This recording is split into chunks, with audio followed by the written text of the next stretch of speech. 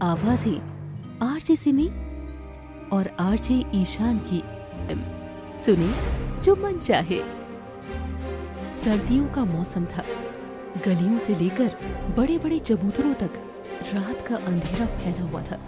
दूर एक कमरे में से एक औरत की चीखने चिल्लाने की आवाजें कानों में पड़ती सुनाई दे रही थी।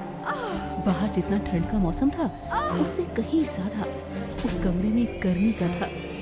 एक औरत जिसने अपने जिस्म पर सिर्फ एक सफेद चादर लपेट रखी थी, एक पलंग पर सीधी लेटी पड़ी थी। सुंदर सुंदर सी छोटी छोटी आंखें, गोरा सा रंग, खुले बाल, शरीर में जरा सी फुलावटी।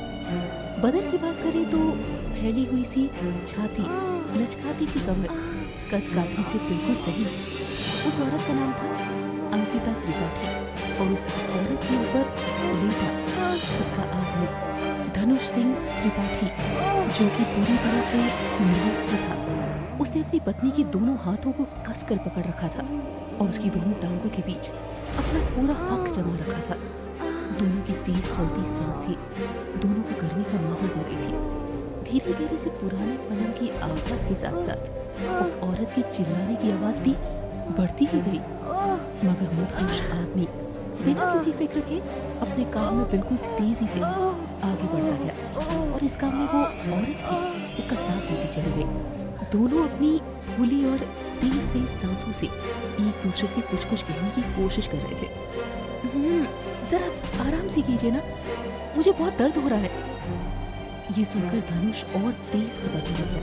उसकी फैली सी छाती पर अपने हाथों से दबाते हुए कहने लगा, काहे आराम से करे, चुपचाप मौसम का मजा लो और लेने दो। कुछ देर तक दोनों यूं ही लगे रहे। फिर कुछ देर के बाद जब उसका आदमी थक गया तो रुककर आराम से उसके साइड में लेट गया। उसकी तेज तेज चलती सांस में ये प्रमाणित कर रही थी कि बस अब उससे और नहीं हो पाएगा। फिर लेटे लेटे अंकिता ने धनुष से सवाल करते हुए कहा, अरे क्या हुआ, करो ना। धनुष ने जरा सी आंखें खोलते हुए कहा, नहीं, बस अब और नहीं हो पाएगा हमसे। ये सुनकर उसकी पत्नी अंकिता मुंह बनाते हुए बोली, क्या आप भी? आज हमारी शादी को पूरे 4 दिन हो चुके हैं और इन 4 दिनों में आप एक बार भी 7 मिनट से लंबा नहीं टिके हैं पिच पर। क्या बात है, बल्ला कमजोर हो गया क्या आपका? ये सुनकर धनुष जरा चिढ़ सा गया और बोला, कुछ कमजोर ना हुआ हमारा, हम ठीक ही हैं पूरी तरह से। अंकिता जरा सी हंसती हुई बोली, अच्छा ठीक है, चलो छोड़ो, अब कुछ तो करो ना। आपका तो हो गया, हम तो आधे अधूरे में रह गए ना। अब बल्ले से करो चाहे गुल्ली से, हमें नहीं पता। धनुष ने फिर चिढ़ते हुए जवाब दिया, देखो दिमाग का दही ना करो, हम रहे हैं सो, हमें तंग मत करो, हमें ड्यूटी पर सुबह जल्दी भी जाना है, सो जाओ अब।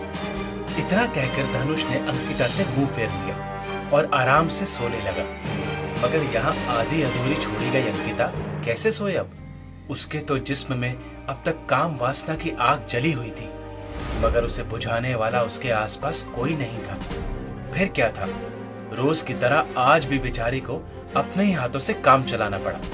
अंकिता की फिर से निकलती तेज आवाजों से धनुष परेशान होकर दूसरे कमरे में चला गया और यहाँ अंकिता अपने आप को संतुष्ट करने लगी। चलो, आखिरी रात बीती और सुबह हुई। खुली खिड़की से आई ठंडी हवा ने सोई बड़ी अंकिता के नरम नरम जिस्म को छूकर उसे जगाने की कोशिश की। धूप की हल्की सी किरण सीधा अंकिता की छोटी छोटी सी आंखों में पड़ी थी, जिसके चलते अंकिता ने अपने मुंह पर हाथ रख लिया।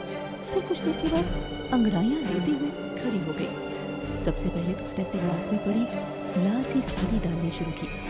आईने में खड़ी होकर वो ग्लास को हुक लगाने लगी, जो कि उससे सही से लग नहीं रहा था। बार बार कोशिश कर रही थी अंकिता, आखिर थक सी गई। फिर उसने धनुष को आवाज लगाते हुए कहा, सुनिए जी। हाँ बोलो। कमरे के बाहर से धनुष की आवाज आई, अरे जरा इधर आइए ना 1 मिनट। धनुष ने अंदर आते आते कहा, हाँ बोलो। और अंकिता को ब्लाउज की हुक से उलझता देख बोला, क्या यार, तुमसे ये नहीं होता, लाओ मैं लगाता हूँ। ये सुनकर अंकिता ने अपने दोनों हाथ आगे कर लिए और बोली, हाँ इसीलिए तो आपको बुलाए हैं हम। धनुष ने आराम से ब्लाउज का हुक लगा दिया और अंकिता